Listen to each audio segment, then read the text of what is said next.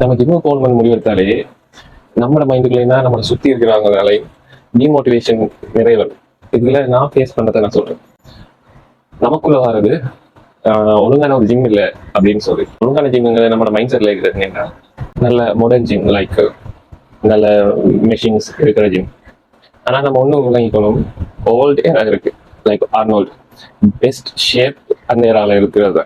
அந்த best shape எடுக்கிறதுக்கு அவங்க ஒன்று மெஷின்ஸ் எல்லாம் யூஸ் பண்ணதே இல்லை. மெயின் அவங்க வெயிட்ஸ் வச்சு இருக்கிற ஏதோ பொருள் தான் ஃபோர்ஸ் பண்ணாங்க.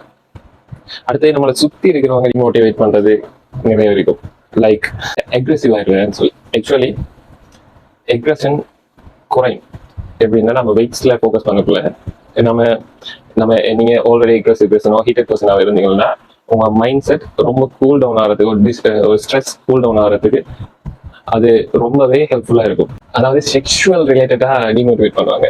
அதாவது ஆயிரும் சொல்றது, மூடு வராதுன்னு சொல்றது, இதெல்லாம்.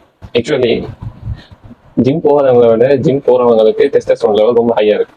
டெஸ்டஸ்டரோன் ஹார்மோன்ஸ் ஒரு செக்ஸ் ஹார்மோன் அது ஹையாக இருக்கிறவங்க நார்மல் விட நல்லாவே பெர்ஃபார்ம் பண்ணுவாங்க. அதோட சின்னதாக இருக்கணும்னு சொல்றது, அதெல்லாம் எங்க இருந்துதான் அவையில ரிசர்ச் பண்ணி எடுத்தாங்களோ தெரியாது. ஃபன் மிஸ் ஆயிடும். நம்ம ஏதாவது ஜிம் போற டைம்ல தான் எங்காவது ஊர் சுத்த கூப்பிடுறது. ஸோ ஃபன் மிஸ் ஆயிரும்னு சொல்றது. உடம்புல ஹார்ட் ப்ராப்ளம், கிட்னி ப்ராப்ளம் எல்லாம் வருதுன்னு கவர்மெண்ட் சொல்றது. ஹார்ட் உண்மையை சொல்லப்போனா ஹெல்த்தியாக தான் இருப்பாங்க. ஜிம் போறவங்க நார்மல் பீப்புளை விட ஹெல்த்தியாக தான் இருப்பாங்க. அவங்களுக்கு ஃபெட் லெவல் குறைய இருக்கும், கொலஸ்ட்ரால் லெவல் குறைய இருக்கும், அண்டு அவங்களோட பாடி பெர்ஃபார்மன்ஸ் பர்ஃபெக்டாக ஒர்க் அவுட் ஆகிட்டு இருக்கும்.